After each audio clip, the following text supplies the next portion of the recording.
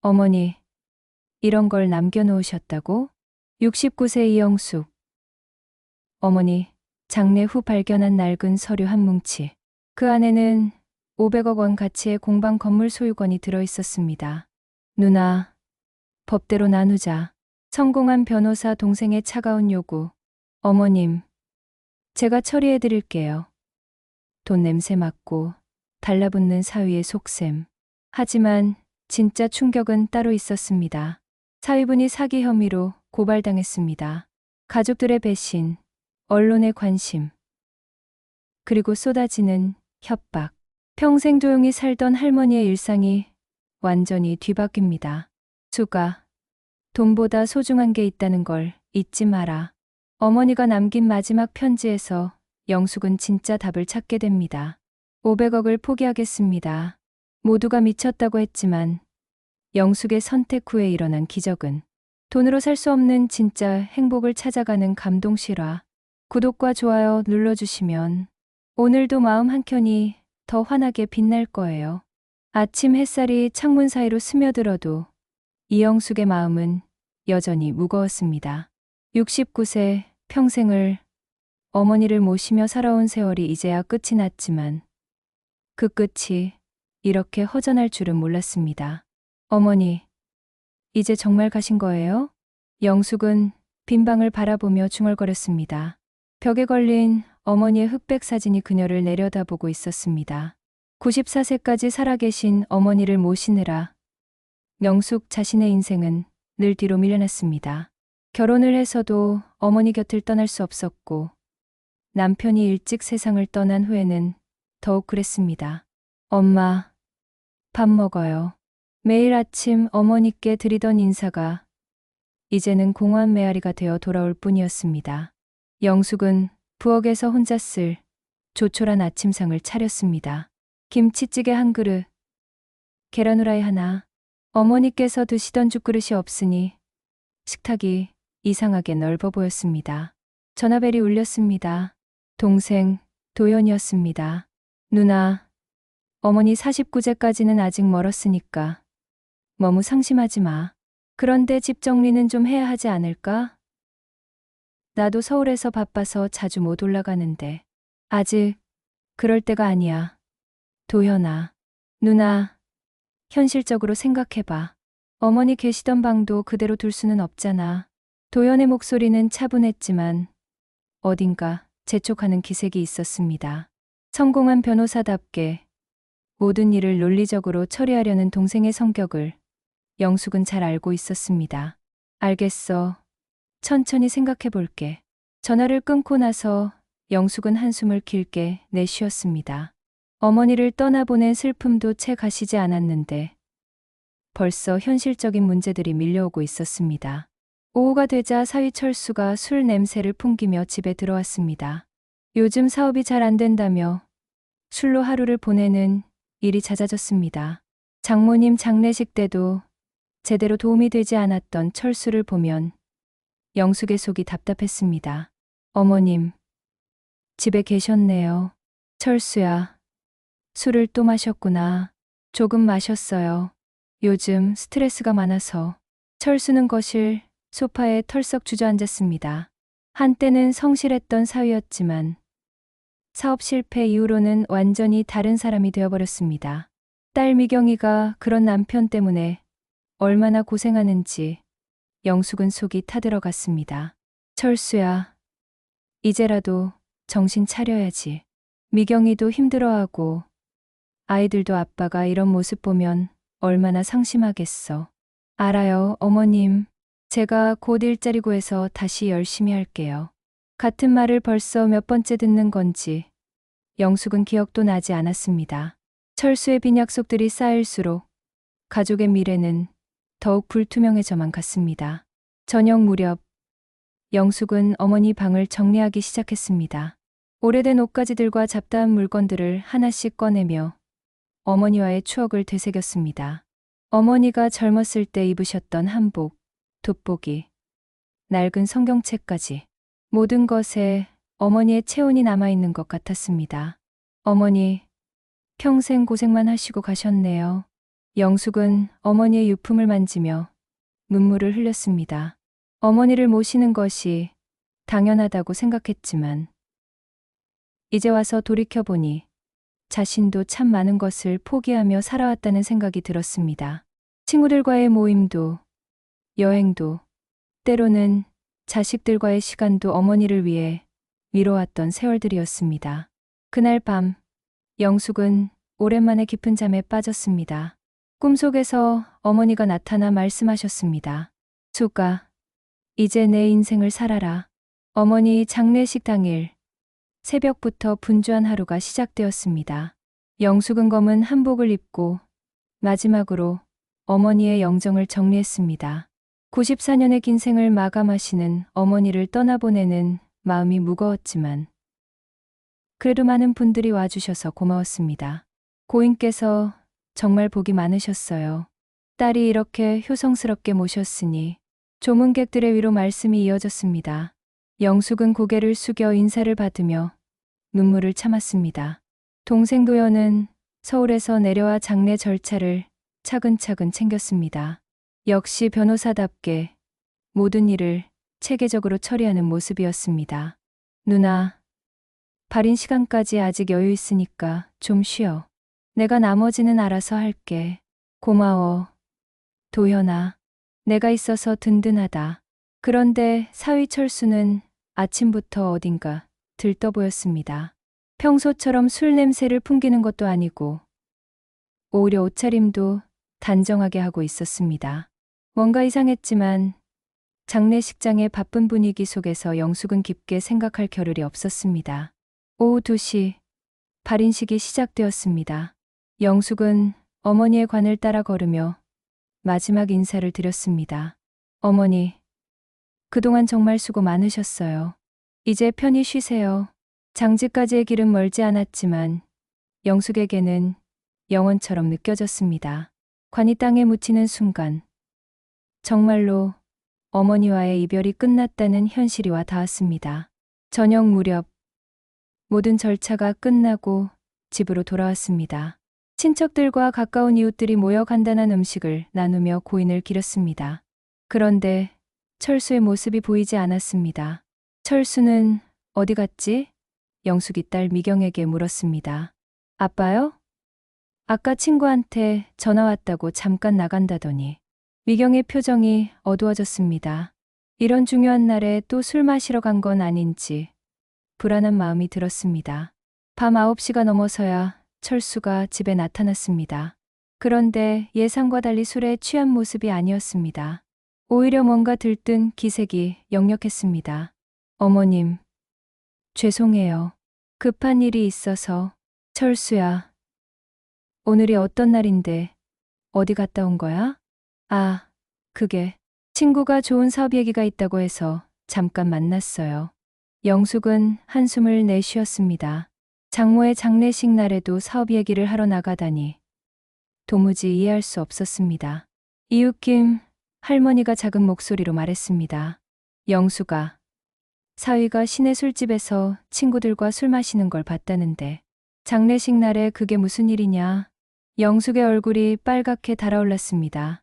마을 사람들이 다 보는 앞에서 이런 창피를 당하다니. 평생 체면을 지키며 살아온 영숙에게는 견디기 힘든 수치였습니다. 사위라는 작자가 장모 발인 날술을 처마시다니. 참 기가 막혀. 요즘 젊은 사람들은 예의가 없어도 너무 없어. 사람들의 수군거림이 영숙의 귀에 모처럼 박혔습니다. 철수는 그런 시선들을 아랑곳하지 않고 거실 한 구석에 앉아 있었습니다. 밤이 깊어 모든 손님들이 돌아간 후 영숙은 어머니 방을 정리하기 시작했습니다. 이제 정말 어머니가 안 계신다는 현실을 받아들여야 했습니다. 옷장을 열어 어머니의 옷들을 하나씩 꺼내는데 맨 아래 서랍에서 묵직한 봉투가 나왔습니다. 이게 뭐지? 봉투를 열어보니 오래된 문서들이 들어있었습니다. 낡은 등기 권리증, 토지대장, 그리고 건축물 관련 서류들이었습니다. 영숙은 돋보기를 끼고 서류들을 자세히 들여다보았습니다. 공방, 건물, 서류에 적힌 주소를 확인한 순간 영숙의 심장이 쿵 내려앉았습니다. 그 주소는 최근 신문에서 본 적이 있었습니다. 신도시 개발 예정 구역이었습니다. 겉으로 보기에는 허름한 목조 건물이었지만 개발 계획에 포함된 땅이라면 이야기가 완전히 달라집니다. 어머니가 이런 걸 가지고 계셨다고? 영숙은 서류를 다시 한번 꼼꼼히 살펴보았습니다. 소유자 명의는 분명히 돌아가신 어머니였습니다. 언제 이런 건물을 가지게 되신 건지, 왜 아무 말씀도 안 하셨는지 궁금했습니다. 새벽이 되어서야 영숙은 서류를 정리하고 잠자리에 들었습니다. 하지만 잠이 쉽게 오지 않았습니다. 어머니의 유품에서 발견한 건물이 정말 가치가 있는 것인지, 그리고 이걸 어떻게 해야 하는지 머릿속이 복잡했습니다. 그날 밤 영숙의 꿈에 어머니가 다시 나타나셨습니다. 수가, 그 서류는 내 몫이다. 평생 나를 돌봐준 내 수고에 대한 보답이야. 꿈속에서 어머니의 목소리는 또렷했지만 깨어나니 현실은 그리 간단하지 않았습니다. 동생 도연이 있고 법적으로도 복잡한 문제가 될 수 있었습니다. 하지만 한 가지 확실한 것은 어머니가 남겨주신 이 선물을 소중히 해야 한다는 것이었습니다. 며칠이 지나도 영숙은 어머니가 남겨주신 서류 뭉치를 계속 들여다보았습니다. 공방 건물이라고 적힌 등기 권리증의 주소를 인터넷으로 검색해보니 정말로 신도시 개발 예정구역 한복판에 위치해 있었습니다. 뉴스 기사들을 읽어보니 그 일대 땅값이 하루가 다르게 오르고 있다고 했습니다. 이게 정말 우리 어머니 것이 맞나? 영숙은 동사무소에 전화를 걸어 확인해 보았습니다. 담당 직원의 답변은 명확했습니다. 네, 맞습니다. 고 김순덕님 명의로 되어 있고 상속 신고만 하시면 됩니다. 가슴이 두근거렸습니다. 평생 어머니를 모시며 살아왔지만 이런 큰 재산이 있을 줄은 꿈에도 몰랐습니다. 영숙은 동생 도연에게 연락해야 한다고 생각했습니다. 아무래도 변호사인 동생이 이런 일은 잘 처리할 수 있을 테니까요. 전화를 걸었을 때 도연의 목소리는 평소보다 바빠 보였습니다. 누나, 무슨 일이야? 나 지금 법원에서 재판 끝나고 나오는 길인데. 도연아, 어머니 유품 정리하다가 중요한 걸 발견했어. 공방 건물 소유권 서류가 나왔는데. 공방. 어떤 공방? 영숙이 주소와 함께 상황을 설명하자 도연의 목소리 톤이 바뀌었습니다. 누나, 잠깐만. 그 주소가 어디라고? 신도시 개발구역? 응, 맞아. 인터넷으로 찾아보니까 그렇더라고. 전화 너머로 도연이 뭔가를 타이핑하는 소리가 들렸습니다. 잠시 후 도연의 목소리가 다시 들려왔는데 이번에는 흥분이 섞여 있었습니다. 누나, 이거 큰일이다. 그 지역이 개발되면 땅값이 엄청 오를 텐데. 누나, 내가 서울에서 처리할 수 있는 일이 있으니까 서류 좀 보내줄 수 있어? 그래, 내가 알아봐줘. 나는 이런 일은 잘 모르겠어. 누나, 그런데 말인데 이거 어머니가 남기신 재산이니까 당연히 형제들끼리 나눠야 하는 거 아니야? 영숙은 순간 말문이 막혔습니다. 물론 법적으로는 도연의 말이 맞을지도 모르지만 뭔가 석연치 않은 기분이 들었습니다. 도연아, 그건 나중에 천천히 얘기해도 되지 않을까? 일단 정확한 가치부터 알아보자.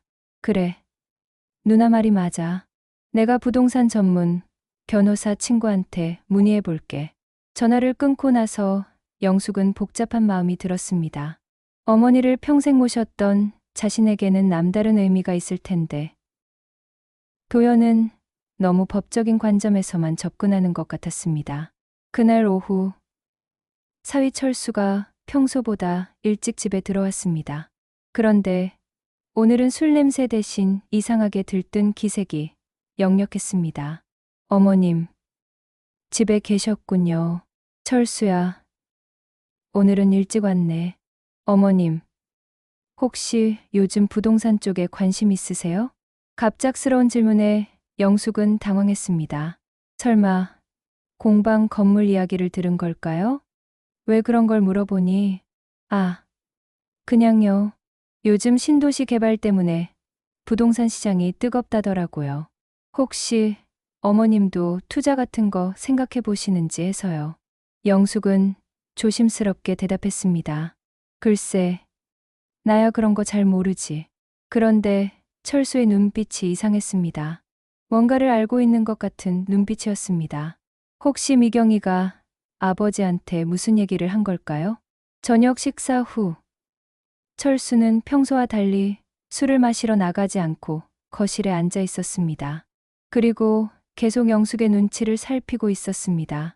어머님, 혹시 할머님께서 부동산이나 그런 거 남겨놓으신 게 있나요? 결국 직접적인 질문이 나왔습니다. 영숙은 어떻게 대답해야 할지 고민스러웠습니다. 왜 그런 걸 묻니? 아니, 그냥 할머님께서 돌아가시기 전에 미경이한테 뭔가 중요한 얘기를 하셨다는 소리를 들었거든요. 영숙은 속으로 한숨을 쉬었습니다. 역시 딸을 통해서 눈치를 챈 것 같았습니다. 다음 날 아침, 도연에게서 전화가 왔습니다. 누나, 큰일이야. 부동산 전문가한테 문의해봤는데 그 공방 건물 있는 땅이 개발되면 최소 몇십억은 될 거라고 해. 몇십억? 응. 누나. 그런데 이렇게 큰 돈이 걸린 일이니까 우리가 신중하게 처리해야 해. 법적으로 따지면 어머니 재산은 당연히 자식들이 상속받는 거고. 영숙은 가슴이 답답해졌습니다. 도연의 말은 틀리지 않았지만 왜인지 서운한 기분이 들었습니다. 도연아. 그런데 내가 어머니를 모시고 살았던 거는 고려 안 되는 거야? 누나. 물론 누나가 어머니를 잘 모신 건 인정해. 하지만 법은 법이잖아. 감정적으로 접근하면 나중에 더 복잡해져. 법대로만 하자는 거니? 누나, 나쁜 뜻이 아니야. 그냥 공정하게 처리하자는 뜻이야. 전화를 끊은 후 영숙은 한참을 가만히 앉아 있었습니다. 평생 어머니를 모신 자신의 헌신이 법 앞에서는 아무 의미가 없다는 게 서글펐습니다. 동생은 성공한 변호사로 서울에서 잘 살고 있으면서 이제 와서 재산 이야기만 나오면 법부터 들먹이고 있었습니다. 그날 저녁, 철수가 또다시 접근해 왔습니다. 어머님, 제가 도움이 될 수 있는 일이 있으면 언제든 말씀하세요. 요즘 부동산 일로 경험이 좀 있거든요. 철수야, 내가 무슨 경험이 있다는 거니? 친구 중에 부동산 중개업 하는 놈이 있어요. 개발 관련된 일들 많이 봤거든요. 혹시 어머님께서 어떤 부동산 문제로 고민이시면 제가 상담받아 드릴 수 있어요. 철수의 말투가 평소와 달리 적극적이었습니다. 영숙은 사위의 속마음이 보이는 것 같아 씁쓸했습니다. 평소에는 술만 마시던 사람이 돈 냄새만 맡으면 이렇게 달라지다니. 밤늦게 영숙은 어머니 사진 앞에 앉았습니다. 어머니, 이렇게 될 줄 아셨어요? 돈 때문에 가족들이 이상해지고 있어요. 일주일 후, 영숙의 평온했던 일상은 완전히 뒤바뀌었습니다. 동네 부동산 중개업소에서 전화가 걸려온 것이 시작이었습니다. 혹시 신도시 개발구역에 공방 건물 가지고 계신 분이세요? 매입 의사가 있는 분이 계시는데요. 영숙은 깜짝 놀랐습니다. 자신이 아무에게도 얘기하지 않았는데 어떻게 소문이 났을까요? 어떻게 제 연락처를 아셨죠? 아, 등기부 조회에서 연락드렸습니다. 요즘 그 지역 땅값이 하늘 높은 줄 모르고 올라가고 있어서요. 전화를 끊은 후 영숙은 불안한 마음이 들었습니다. 벌써 소문이 나기 시작한 것 같았습니다. 그날 오후 도연이 갑자기 집에 찾아왔습니다. 서울에서 차를 몰고 내려온 모양이었습니다. 누나, 큰일 났어. 무슨 일인데? 그 공방, 건물 말이야. 부동산 업계에서 벌써 소문이 돌고 있어. 개발 확정되면 500억대 가치가 될 거라고 해. 500억? 영숙은 그 큰 숫자에 현기증이 날 것 같았습니다. 평생 살면서 들어본 적 없는 큰 돈이었습니다. 누나, 이제 정말 신중하게 처리해야 해. 이런 큰 돈이 걸린 일이니까 변호사 선임해서 정식으로 상속 절차 밟아야 하고. 그래. 내가 변호사니까 내가 처리해줘. 누나, 그게 내가 직접 맡으면 이해관계 충돌 문제가 있어서 안 돼. 다른 변호사를 써야 해. 도연의 말투가 평소보다 딱딱했습니다. 영숙은 뭔가 이상한 기분이 들었습니다. 도연아, 혹시 내가 무슨 계획이 있는 거니? 무슨 계획이 아니라 법대로 처리하자는 거야. 어머니 재산은 법정 상속분에 따라 나누는 게 맞잖아. 법정 상속분? 응. 자녀들이 똑같이 나누는 거지. 누나하고 나하고 반반. 영숙은 순간 말문이 막혔습니다. 평생 어머니를 모셨는데 동생과 똑같이 나누라고 하다니. 도연아, 그럼 내가 어머니를 모신 거는 아무 의미가 없다는 거야? 누나, 감정적으로 접근하면 안 돼. 법은 공정해야 하니까. 공정? 내가 서울에서 잘 살 때 내가 여기서 어머니 모신 게 공정하지 않다는 거니? 형제간에 처음으로 목소리가 높아졌습니다. 도연은 잠시 침묵하다가 말했습니다. 누나, 나도 어머니께 효도하고 싶었지만 상황이 안 됐잖아. 그리고 누나가 어머니를 모신 건 당연한 도리였잖아. 당연한 도리라고? 영숙의 목소리가 떨렸습니다. 평생의 희생이 단지 당연한 도리로 치부되다니. 그날 저녁 철수가 들어오더니 흥분된 목소리로 말했습니다. 어머님, 저 친구가 그러는데 그 건물 정말 대박이래요. 지금 당장 팔기만 해도 엄청난 돈을 받을 수 있다고. 철수야, 내가 어떻게 그런 걸 알고 있니? 어머님, 저도 이제 가족을 위해서 열심히 알아보고 있잖아요. 친구가 건설회사 사장하고 아는 사이인데 그 분이 매입 의사가 있으시대요. 철수의 눈빛이 번뜩였습니다. 평소 무기력하던 모습과는 완전히 달랐습니다. 어머님, 제가 중간에서 협상 좀 도와드릴까요? 요즘 이런 일에 경험이 좀 생겼거든요. 철수야, 아직 상속도 안 끝났는데 무슨 협상이니? 그렇긴 하지만 미리 준비해 놓으면 좋잖아요. 기회는 언제 사라질지 모르니까. 영숙은 사위의 변한 모습이 낯설었습니다. 돈 냄새를 맡자마자 이렇게 적극적으로 변하다니. 다음 날 아침, 영숙은 혼자 그 공방 건물을 보러 가기로 했습니다.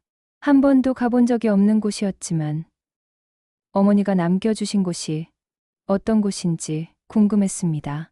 버스를 2번 갈아타고 도착한 그곳은 생각보다 한적한 동네였습니다. 주소를 따라 찾아간 공방은 정말로 오래된 목조 건물이었습니다. 간판도 낡아서 무슨 글자인지 잘 보이지 않았습니다. 여기가 그 500억짜리 건물인가? 겉으로 보기에는 허름하기 짝이 없었지만 주변을 둘러보니 곳곳에 개발 관련 현수막들이 걸려 있었습니다. 신도시 개발이 정말 진행되고 있는 것 같았습니다. 공방 문을 열고 들어가 보니 낡은 도구들과 작업대가 그대로 남아 있었습니다. 나무를 깎아 만든 소품들, 도자기 만드는 도구들. 어머니가 언제 이런 곳을 가지게 되셨는지 정말 궁금했습니다. 구석에서 낡은 노트 하나를 발견했습니다. 펼쳐보니 어머니의 필체였습니다. 이곳에서 많은 사람들이 행복한 시간을 보냈으면 좋겠다. 돈보다 소중한 것들을 만들어가는 곳이 되기를. 영숙의 눈에 눈물이 고였습니다. 어머니의 마음이 담긴 이 공간을 단순히 돈으로만 생각해도 되는 걸까요? 집으로 돌아오는 길에 영숙의 핸드폰이 계속 울렸습니다. 부동산 업자들, 건설회사 관계자들, 심지어 언론사에서까지 연락이 왔습니다. 신도시 개발의 최대 수혜지 건물 소유자시죠? 인터뷰 좀 해주실 수 있나요? 집에 도착하니 대문 앞에 낯선 사람들이 서 있었습니다. 혹시 이영숙 님이세요? 저희가 좋은 조건으로 매입 제안을 드리려고 왔습니다. 영숙은 당황했습니다. 벌써 이렇게 소문이 퍼진 걸까요? 죄송하지만 아직 결정된 게 없어서요. 부인, 기회는 지금뿐입니다. 나중에 후회하실 수도 있어요. 그날 밤 집 전화가 계속 울렸습니다. 도연도, 철수도, 심지어 평소 연락하지 않던 친척들까지 전화를 걸어왔습니다. 모두들 한결같이 돈 이야기만 했습니다. 매각 가격, 상속세, 분할 방법. 어머니를 그리워하거나 공방의 의미에 대해 묻는 사람은 아무도 없었습니다. 영숙은 어머니 사진 앞에 앉았습니다. 어머니, 왜 이런 걸 남겨놓으셨어요? 평온했던 우리 가족이 이상해지고 있어요. 그날 밤 영숙은 잠을 이룰 수 없었습니다. 온 마을이 들썩이고 가족들은 돈 계산에만 바쁘고 자신은 그 가운데서 갈팡질팡하고 있었습니다. 어머니가 정말 원했던 것이 이런 것이었을까요? 한 달이 지나자 상황은 영숙이 상상했던 것보다 훨씬 심각해졌습니다. 공방 건물 소식이 지역 신문에까지 실리면서 온 동네가 시끌벅적해졌습니다. 69세 할머니 500억 대박 부동산 상속이라는 제목의 기사를 보고 영숙은 한숨을 길게 내쉬었습니다. 이제 정말 조용한 날은 없겠구나. 집 앞에는 매일 부동산 업자들이 찾아왔고 전화벨은 쉴 새 없이 울렸습니다. 심지어 평소 인사도 잘 안 하던 동네 사람들까지 갑자기 친해지려고 했습니다. 영숙 씨, 요즘 대단하시네요. 부자 되신 기분이 어떠세요? 아직 아무것도 결정된 게 없는데요. 그래도 좋으시겠어요. 평생 고생하시더니 이제 복이 터진 거네요. 사람들의 시선이 부담스러웠습니다. 어떤 사람들은 부러워했지만 어떤 사람들은 질투 섞인 눈빛으로 바라봤습니다. 더 큰 문제는 가족들이었습니다. 도연은 아예 휴가를 내고 내려와서 상속 절차를 밀어붙이려 했습니다. 누나, 이제 더 이상 미룰 수 없어. 언론에까지 나왔는데 빨리 법적 절차를 밟아야 해. 도연아, 그렇게 급하게 할 일이야? 누나, 세금 문제도 있고 복잡한 일들이 많아. 전문가들이 빨리 처리하라고 하는데 왜 자꾸 미루려고 해? 도연의 목소리에 짜증이 섞여 있었습니다. 평소 온화했던 동생의 모습을 찾아보기 어려웠습니다. 그리고 누나, 이것만은 확실히 해두자. 어머니 재산이니까 법정 상속분대로 나누는 게 맞아. 누나가 어머니 모신 건 고마워하지만 그것과 상속은 별개 문제야. 도연아, 내가 왜 이렇게 변했니? 변한 게 아니야. 현실적으로 생각하는 거지. 누나도 이제 현실을 봐야 해. 그날 저녁 철수가 들어오더니 이상한 사람을 데려왔습니다. 어머님, 이분이 제가 말씀드렸던 건설업체 사장님이에요. 키가 크고 양복을 잘 차려입은 중년 남성이 인사를 했습니다. 안녕하세요. 대한건설 김 사장입니다. 좋은 조건으로 거래할 의향이 있어서 인사드리러 왔습니다. 아직 상속도 끝나지 않았는데요. 그래서 미리 말씀드리는 겁니다. 시세보다 30% 높게 드릴게요. 현금으로 바로 결제하고. 김 사장의 제안은 솔깃했지만 뭔가 불안한 기분이 들었습니다. 좀 더 생각해 보겠습니다. 김 사장이 돌아간 철수가 말했습니다. 어머님, 이런 기회를 놓치시면 안 돼요. 나중에 후회하실 수도 있어요. 철수야, 너 요즘 많이 변한 것 같다. 어머님, 저도 이제 가족을 책임져야죠. 그동안 못난 사위였는데 이번 기회에 우리 가족 잘 살게 해드릴게요. 철수의 말은 그럴듯했지만 영숙은 뭔가 석연치 않았습니다. 며칠 후 충격적인 일이 벌어졌습니다. 새벽에 전화벨이 울렸습니다. 영숙 씨죠? 경찰서에서 연락드립니다. 철수 씨가 사기 혐의로 고발당했는데 출석해 주셔야겠습니다. 네, 사기라고요? 경찰서에서 들은 이야기는 영숙을 경악시켰습니다. 철수가 공방 건물을 자신이 처분할 수 있는 것처럼 속여서 여러 업체로부터 계약금을 받아 챙긴 것이었습니다. 부인, 사위분이 적어도 5군데 업체와 가계약을 맺고 계약금을 받았습니다. 총 5억 원 정도 되는데요. 영숙은 현기증이 날 것 같았습니다. 그런데 그 돈은 어디에 썼나요? 대부분 빚 갚는 데 쓴 것 같습니다. 철수 씨가 개인적으로 빚이 많았거든요. 집으로 돌아오니 철수가 초췌한 모습으로 앉아 있었습니다. 어머님, 죄송합니다. 철수야, 이게 무슨 일이니? 어머님, 제가 빚쟁이들한테 너무 시달려서 정신이 없었어요. 그 사람들이 계속 협박하고 괴롭혀서. 철수는 눈물을 흘리며 사정을 털어놓았습니다. 사업 실패로 생긴 빚이 이자가 붙어 눈덩이처럼 불어났고 빚쟁이들이 가족들까지 위협했다고 했습니다. 그래서 공방 건물로 담보를 잡으려고 했던 건데 일이 이렇게 커질 줄은 몰랐어요. 철수야, 그럼 그 5억 원은 어떻게 할 거니? 어머님, 죄송합니다. 정말 죄송합니다. 철수는 계속 사과만 했습니다. 하지만 이미 받아서 쓴 돈을 되돌릴 방법은 없었습니다. 더 큰 충격은 그 다음에 기다리고 있었습니다. 다음 날 도연이 급하게 찾아왔습니다. 누나, 큰일 났어. 또 무슨 일인데? 철수가 사고 친 일 때문에 우리도 피해를 볼 수 있어. 각 업체들이 소송을 준비하고 있다고 해. 소송? 응. 건물 소유권에 대한 다툼으로 번질 수 있어. 그리고 도연이 말을 주저했습니다. 그리고 뭔데? 누나, 솔직히 말할게. 나도 이미 다른 업체와 매매 계약 검토를 하고 있었어. 영숙은 귀를 의심했습니다. 도연아, 너도? 누나, 나는 사기를 친 게 아니야. 정당한 상속권자로서 미리 협상을 해본 것뿐이야. 협상이라고? 내 허락도 받지 않고? 누나, 어차피 반은 내 몫이잖아. 법적으로 문제없어. 영숙은 허탈했습니다. 사위는 사기를 치고 동생은 자신 몰래 거래를 추진하고 가족이라고 믿었던 사람들이 모두 등을 돌린 기분이었습니다. 너희들 모두 나를 속인 거구나. 누나, 속인 게 아니라. 됐어. 도연아, 이제 내 모습이 보였으니까. 그날 밤 영숙은 혼자 어머니 방에 앉아 있었습니다. 어머니 사진을 바라보며 눈물을 흘렸습니다. 어머니, 이런 일이 벌어질 줄 아셨어요? 돈 때문에 가족들이 이렇게 변할 줄 아셨어요?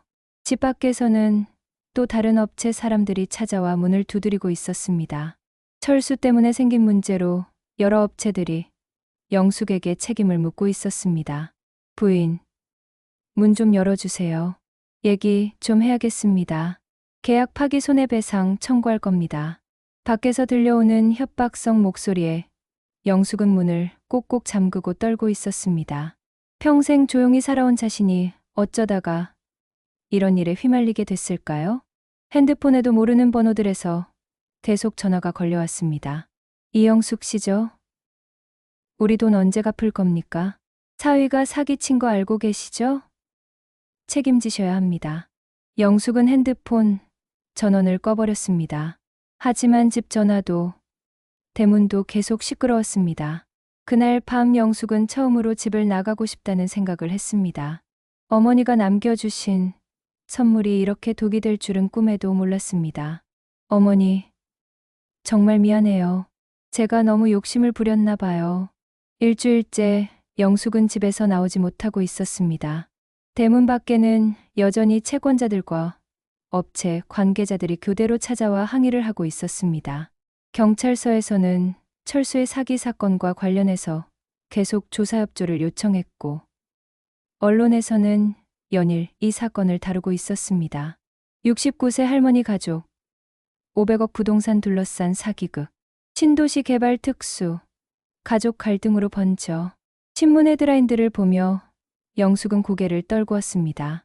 평생 조용히 살아온 자신이 이렇게 세상의 구경거리가 될 줄은 꿈에도 몰랐습니다. 더 충격적인 일은 딸 미경이가 찾아온 것이었습니다. 엄마, 이제 정말 견딜 수가 없어요. 미경이의 눈은 빨갛게 부어 있었습니다. 미경아, 무슨 일이니? 엄마, 아이들이 학교에서 놀림받고 있어요. 아빠가 사기꾼이라고 우리 가족이 도둑놈이라고. 영숙의 가슴이 찢어지는 것 같았습니다. 어린 손자들까지 피해를 보고 있다니. 그리고 남편은 완전히 망가졌어요. 술만 마시고 집에서 나가지도 않고. 이제 정말 이혼해야 할 것 같아요. 미경아, 그런 말 하지 마라. 엄마는 모르시는 거예요. 남편이 빚쟁이들한테 얼마나 시달렸는지. 밤마다 협박 전화 오고 집 앞에서 기다리고. 그래서 그런 일을 저질렀다고 하는데 그래도 용서할 수가 없어요. 미경이는 울먹이며 말을 이었습니다. 엄마, 그 건물 그냥 포기해요. 이렇게 사는 것보다 가난해도 평범하게 사는 게 나아요. 미경아, 엄마도 스트레스 받아서 많이 늙으셨어요. 이런 일로 건강 해치면 안 되잖아요. 영숙은 거울을 보았습니다. 정말로 한 달 사이에 많이 늙은 것 같았습니다.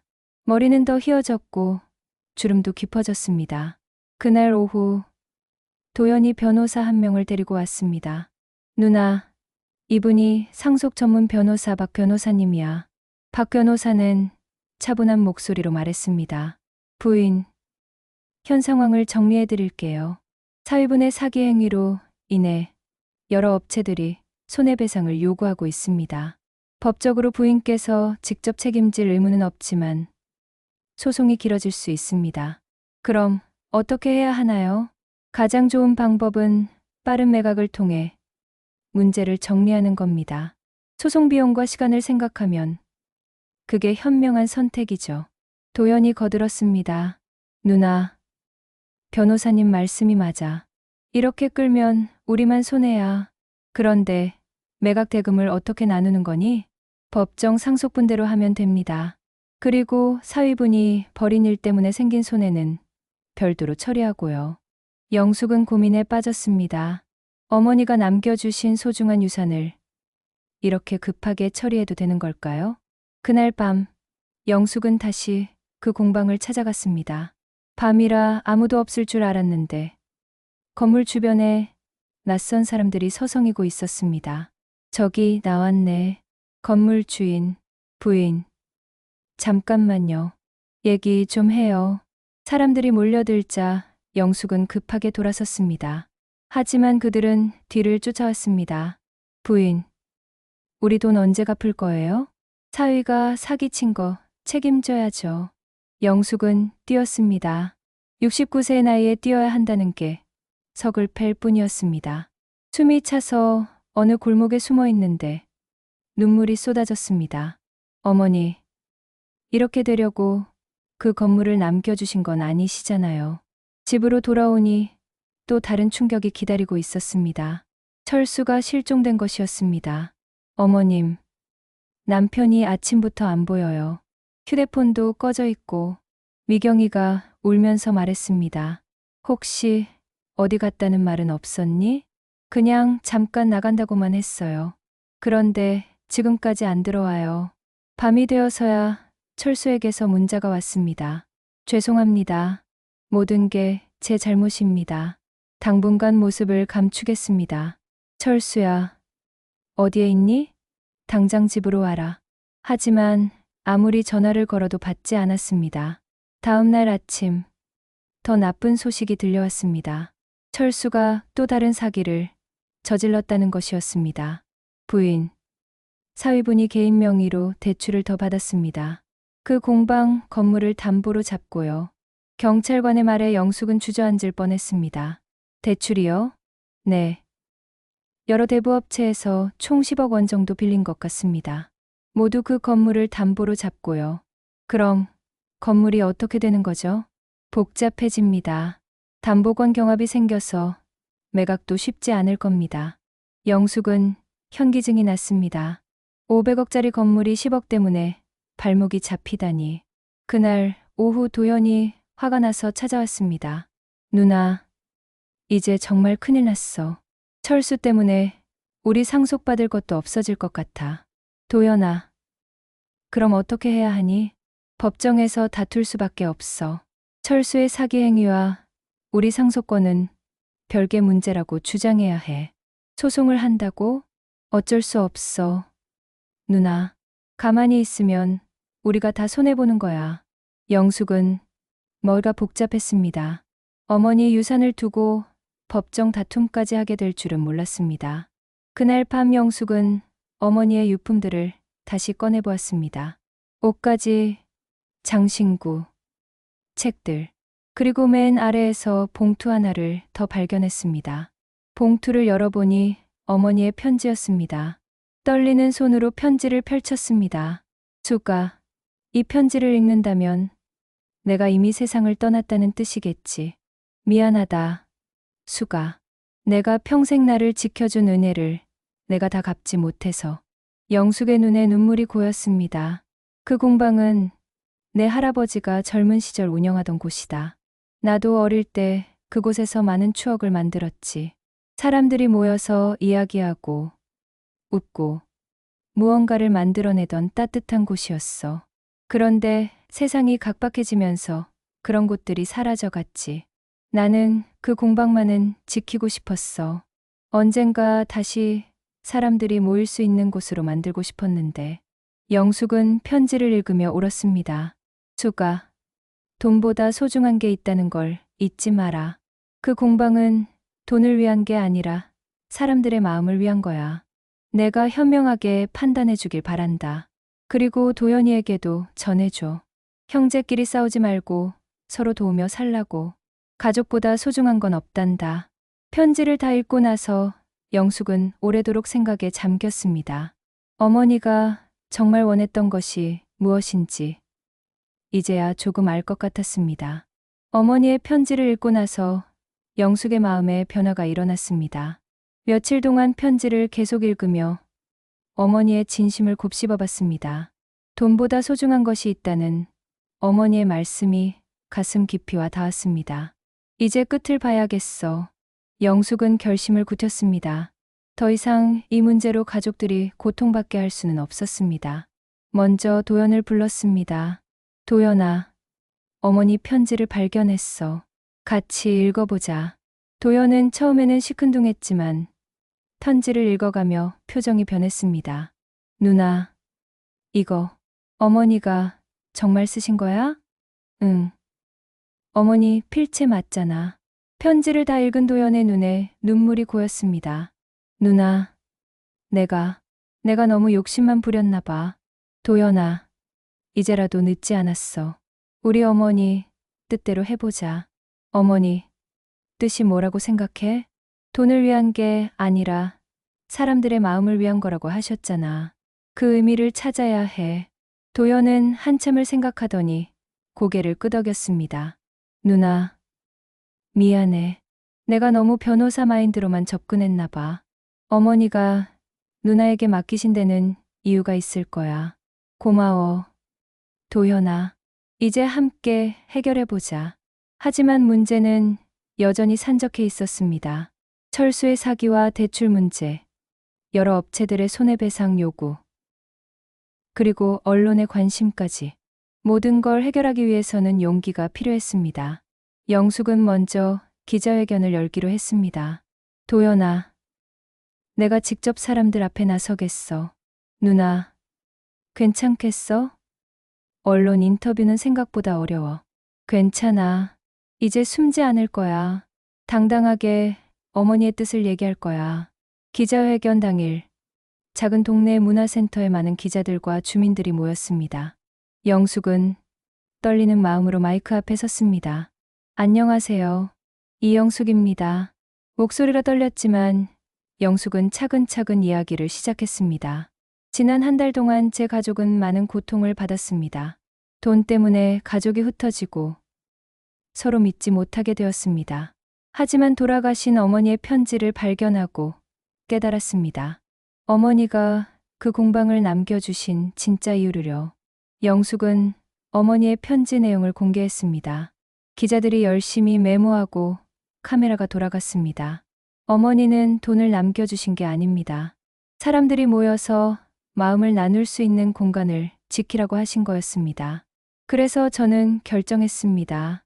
그 공방을 매각하지 않고 지역 주민들을 위한 문화 공간으로 만들겠습니다. 회장 안이 술렁였습니다. 기자들이 질문을 쏟아냈습니다. 500억짜리 건물을 포기하신다는 뜻인가요? 네, 맞습니다. 돈보다 중요한 것이 있다는 걸 어머니가 가르쳐 주셨으니까요. 그럼 사위분의 사기 문제는 어떻게 하실 건가요? 그것은 별개 문제입니다. 법적 책임은 당연히 져야죠. 하지만 그것 때문에 어머니의 뜻을 저버릴 수는 없습니다. 기자회견이 끝난 후 도현이 다가왔습니다. 누나, 정말 대단해. 나도 변호사로서 누나 도울게. 고마워. 도현아. 그런데 누나, 현실적으로 생각해 봐야 할 게 있어. 철수가 대출받은 돈 문제는 어떻게 할 거야? 그것도 해결 방법이 있을 거야. 포기하지 않고 찾아보자. 다음 날부터 영숙과 도현은 본격적으로 문제 해결에 나섰습니다. 먼저 철수를 찾아야 했습니다. 며칠 후 철수에게서 연락이 왔습니다.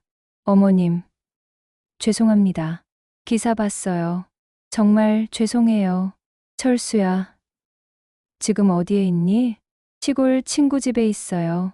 얼굴 들고 집에 갈 수가 없어서요. 철수야, 도망 다니는 게 해결책이 아니야. 집으로 와서 같이 문제를 풀어보자. 어머님, 철수야, 내가 가족이잖아. 어려울 때 함께 해야지. 며칠 후 철수가 집으로 돌아왔습니다. 완전히 망가진 모습이었습니다. 어머님, 미경아, 정말 죄송합니다. 미경이는 남편을 보고 울었습니다. 당신 때문에 얼마나 고생했는지 알아요? 미경아, 이제 그만하자. 철수도 충분히 반성했으니까. 영숙의 따뜻한 말에 철수는 눈물을 흘렸습니다. 어머님, 제가 어떻게 갚아야 할지. 철수야, 이제부터 술 끊고 다시 시작하면 돼. 네, 어머님. 다시는 술 안 마실게요. 그리고 일자리 구해서 열심히 일할게요.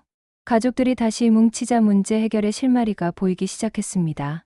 도연이 법률 검토를 해본 결과 철수의 대출 문제는 사기 행위로 인한 것이라 무효화할 수 있는 여지가 있었습니다. 누나, 철수가 소유권 없는 건물을 담보로 대출받은 건 명백한 사기야. 대부업체들도 그걸 알고 있었을 거고. 그럼 해결할 수 있는 거니? 시간은 걸리지만 가능해. 내가 변호사들과 협력해서 법적 대응을 할게. 한편 영숙의 기자회견 이후 여론도 변하기 시작했습니다. 처음에는 비판적이었던 사람들도 점점 영숙을 응원하기 시작했습니다. 돈보다 가치 있는 것 선택한 할머니, 500억 포기하고 공동체 택한 이영숙 씨, 신문 헤드라인이 바뀌었습니다. 동네 사람들도 영숙에게 다가왔습니다. 영숙 씨, 정말 대단해요. 우리도 도울 일이 있으면 언제든 말해요. 공방문화센터 만들면 우리가 관리 봉사할게요. 따뜻한 응원이 쏟아졌습니다. 가장 큰 변화는 도연이었습니다. 동생이 적극적으로 누나를 도우기 시작했습니다. 누나, 내가 법적 절차 다 맡을게. 그리고 공방 리모델링 비용도 내가 일부 대겠어. 도연아, 고마워.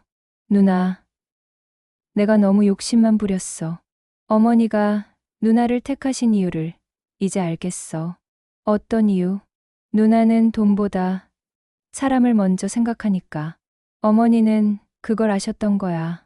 법정에서도 상황이 좋아졌습니다. 도연의 적극적인 변호와 여론의 지지 덕분에 철수의 대출 문제가 해결되기 시작했습니다. 재판장님, 피고인의 행위는 명백한 사기입니다. 소유권 없는 건물을 담보로 대출받은 것은 무효입니다. 대부업체들도 여론을 의식해서 강경하게 나오지 못했습니다. 마침내 1심 판결에서 영숙이 승리했습니다. 공방 건물의 온전한 소유권은 상속인 이영숙에게 있으며 사위의 사기 행위로 인한 대출은 무효입니다. 법원을 나오며 영숙은 하늘을 올려다봤습니다. 어머니, 이제 어머니 뜻대로 할 수 있을 것 같아요. 그날 밤 가족들이 모두 모였습니다. 오랜만에 화목한 저녁 식사였습니다. 어머님, 정말 감사해요. 저 같은 못난 사위를 포기하지 않아 주셔서. 철수는 진심으로 감사했습니다. 철수야, 이제 술 끊고 새 출발하는 거지? 네, 어머님. 내일부터 일자리 알아볼게요. 도연도 말했습니다. 누나, 내가 공방 리모델링 설계비 댈게. 정말 멋진 문화공간 만들자. 고마워, 도연아. 영숙은 어머니 사진을 바라보며 미소 지었습니다. 어머니, 이제 시작이에요. 6개월 후, 가을이 깊어가는 어느 날이었습니다. 영숙은 새롭게 단장된 공방 앞에 서서 만족스러운 미소를 지었습니다. 낡았던 목조 건물은 여전히 옛 정취를 간직하면서도 현대적인 편의시설을 갖춘 아름다운 문화공간으로 거듭났습니다. 어머니, 어떠세요? 마음에 드시죠? 영숙은 어머니 사진을 가슴에 품고 중얼거렸습니다. 공방 입구에는 어머니가 남기신 편지, 내용 중 일부가 새겨진 현수막이 걸려 있었습니다. 사람을 위한 집은 무너지지 않는다. 도연이 설계를 맡고 지역 건축가들이 재능 기부로 참여해서 만든 이 공간은 단순한 건물이 아니었습니다. 1층은 목공예와 도자기 체험실, 2층은 독서실과 소규모 강당, 그리고 3층은 어르신들을 위한 휴게 공간으로 꾸며졌습니다.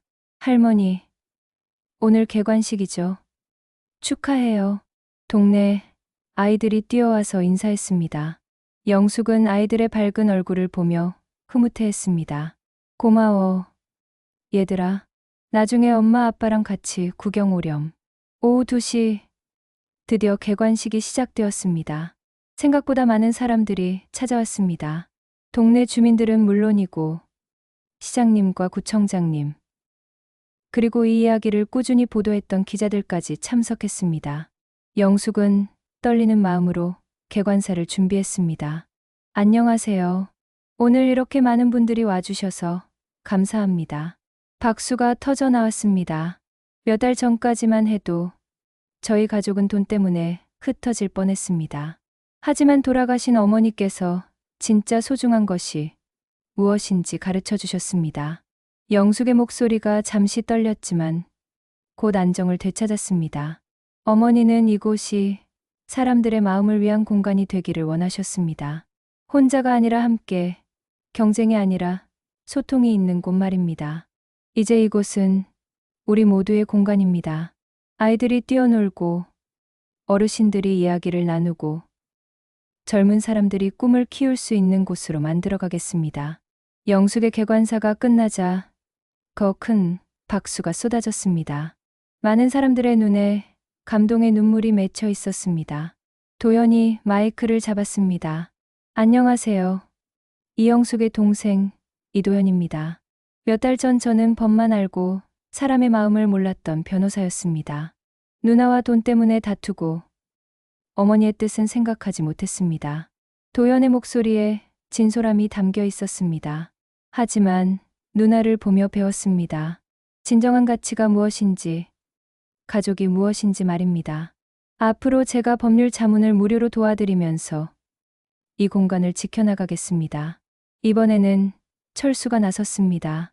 6개월 전과는 완전히 다른 모습이었습니다. 깔끔하게 면도한 얼굴, 단정한 옷차림, 그리고 무엇보다 맑은 눈빛이 인상적이었습니다. 안녕하세요. 사위 박철수입니다. 사람들이 조용해졌습니다. 모두 철수의 과거를 알고 있었기 때문입니다. 저는 몇 달 전 큰 잘못을 저질렀습니다. 돈에 눈이 멀어 가족을 배신하고 사기까지 쳤습니다. 철수의 목소리가 떨렸습니다. 하지만 어머님께서 포기하지 않으셨습니다. 못난 사위를 끝까지 가족으로 품어주셨습니다. 그 은혜에 보답하기 위해 지금은 작은 일용직이지만 성실하게 일하고 있습니다. 그리고 앞으로 이 공방의 관리와 청소를 제가 맡겠습니다. 술도 완전히 끊었고 새 사람이 되어 가족과 이웃에게 도움이 되겠습니다. 철수의 진심 어린 다짐에 사람들이 따뜻한 박수를 보냈습니다. 마지막으로 미경이가 나왔습니다. 저는 딸 미경입니다. 엄마가 이런 결정을 했을 때 처음엔 걱정했습니다. 500억을 포기한다니 이해할 수 없었거든요. 하지만 지난 몇 달을 보며 깨달았습니다. 엄마가 얻은 것은 돈보다 훨씬 소중한 것들이었어요. 가족의 화합, 이웃의 사랑, 그리고 할머니의 뜻을 이어받은 보람. 미경의 목소리에 자부심이 가득했습니다. 아이들도 할머니를 자랑스러워해요. 돈보다 사람이 소중하다는 걸 몸소 보여주신 할머니를 말이에요. 개관식 후에는 다양한 체험 프로그램이 진행되었습니다. 1층 목공실에서는 아이들이 작은 나무 장난감을 만들고, 도자기실에서는 어르신들이 추억의 그릇을 빚어보았습니다. 2층 강당에서는 지역 문화단체의 공연이 열렸고, 3층 휴게공간에서는 차 한 잔과 함께 이웃들 간의 정다운 대화가 오갔습니다. 영숙 씨, 정말 잘했어요. 이런 공간이 있어서 우리 동네가 훨씬 따뜻해진 것 같아요. 맞아요. 아이들이 갈 곳이 생겨서 너무 좋아요. 어르신들도 모여서 이야기할 수 있어서 좋고요. 주민들의 반응은 뜨거웠습니다. 영숙은 이런 모습을 보며 어머니의 선택이 옳았다는 확신을 가졌습니다. 저녁이 되어 사람들이 돌아간 후, 영숙은 가족들과 함께 공방에 앉아 있었습니다. 엄마, 정말 고생 많으셨어요.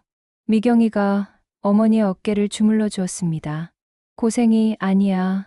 이렇게 보람된 일이 어디 있겠니? 도연이 말했습니다. 누나, 오늘 보니까 정말 확신이 서더라. 우리가 제대로 선택한 것 같아. 그런데 누나, 앞으로 운영비는 어떻게 할 거야? 걱정 마, 도연아. 시에서 문화공간 지원금을 약속했고, 체험 프로그램 수강료로도 어느 정도 충당할 수 있어. 철수도 거들었습니다. 어머님, 제가 관리비 절약할 수 있도록 최선을 다하겠습니다.